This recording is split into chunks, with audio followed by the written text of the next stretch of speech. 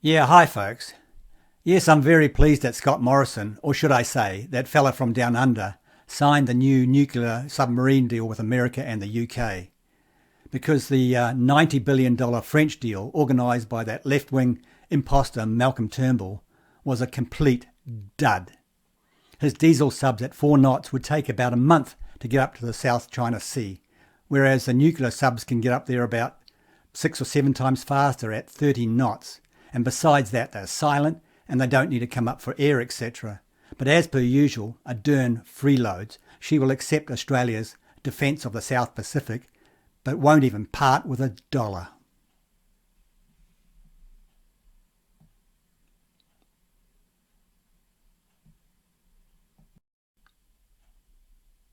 I anticipate absolutely no change in our already strong relationship with the United States, the UK, and of course Australia.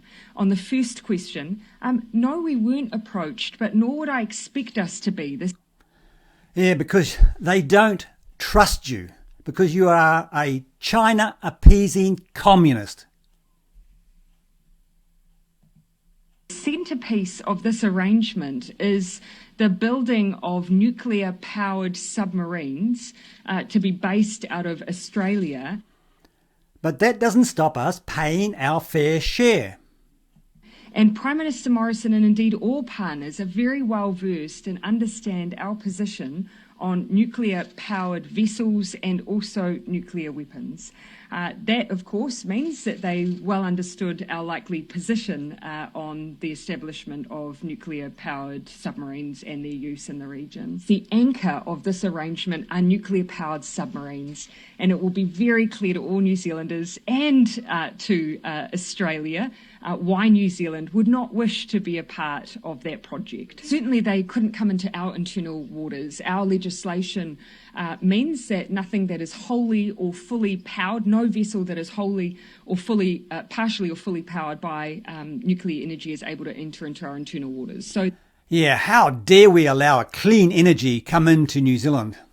It's time to rethink that law, folks. That is in fact a position that has been held across parties for a long period of time. I am pleased to see that the eye is being turned to our region from partners that we work closely with. Because, of course, this is a contested region.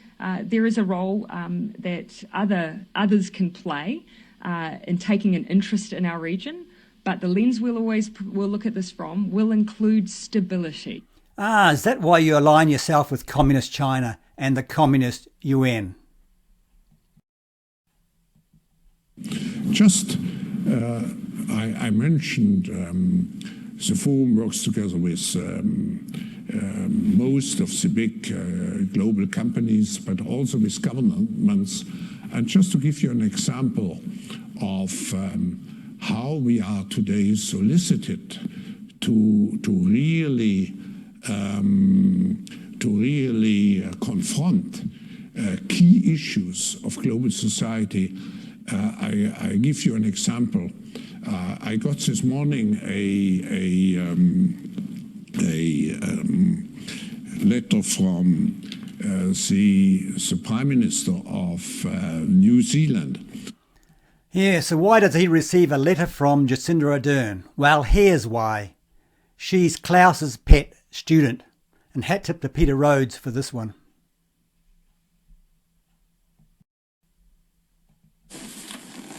Good day. So what do you think all these guys have in common? I'm going to read you some names. Jacinda Ardern, Anderson Cooper, Leonardo DiCaprio, Sebastian Kurz, Ashton Kutcher, Emmanuel Macron, Michael Schumacher, Charlize Theron, and Mark Zuckerberg. They have something in common. They are all notable members of something called Young Global Leaders. So what is this? Well, it was founded by none other than Klaus Schwab.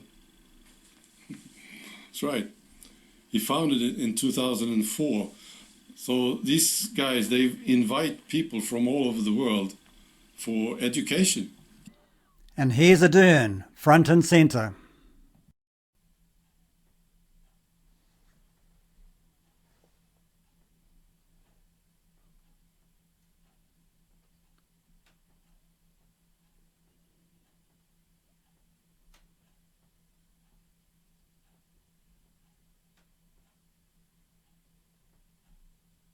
There she is.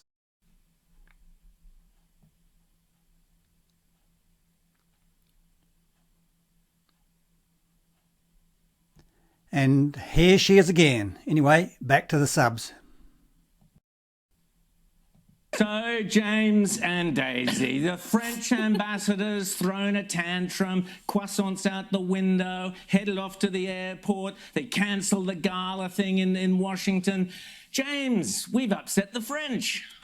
We've upset the French, but, you know, can you imagine, was there any luckier guy on the entire continent of Australia than the French ambassador who woke up Friday morning and found out that he was being recalled from Canberra to Paris? I mean, come on, this is something that the rest of us are all dreaming about.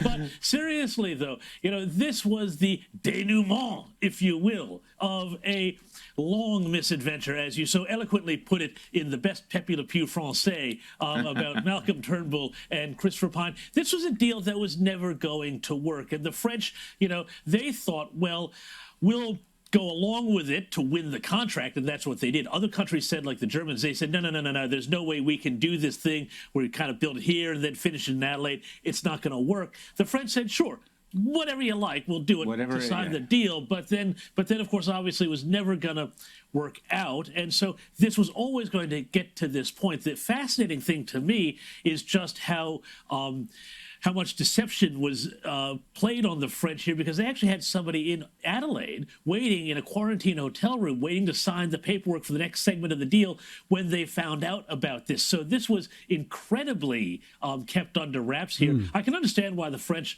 are annoyed, but, you know, they signed up to a deal that they knew when they signed it with us was never going to be able to be fulfilled. Exactly. Well, surely, Daisy, this is the point. I mean, I guess we'll never know unless there's some French whistleblower out there.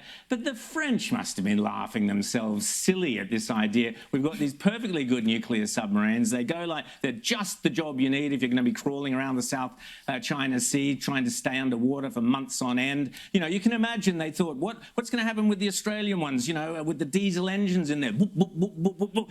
Captain, up periscope, up periscope. What are you looking for?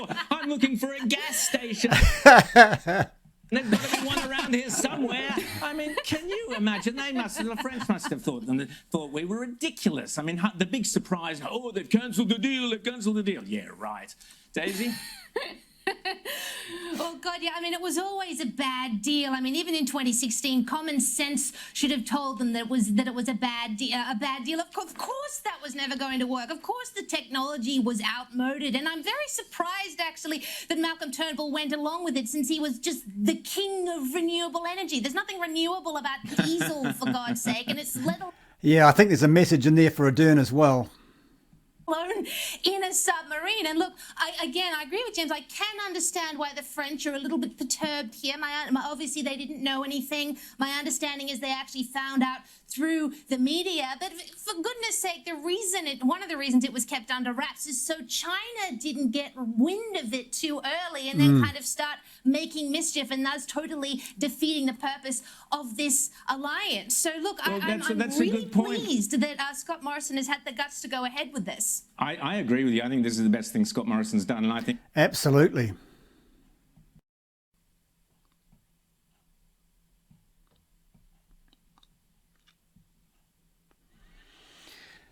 Yes, folks, as I mentioned before, there's nothing stopping Ardern making a deal with Australia so we can pay our fair share towards this submarine security. But no, she doesn't care about our security.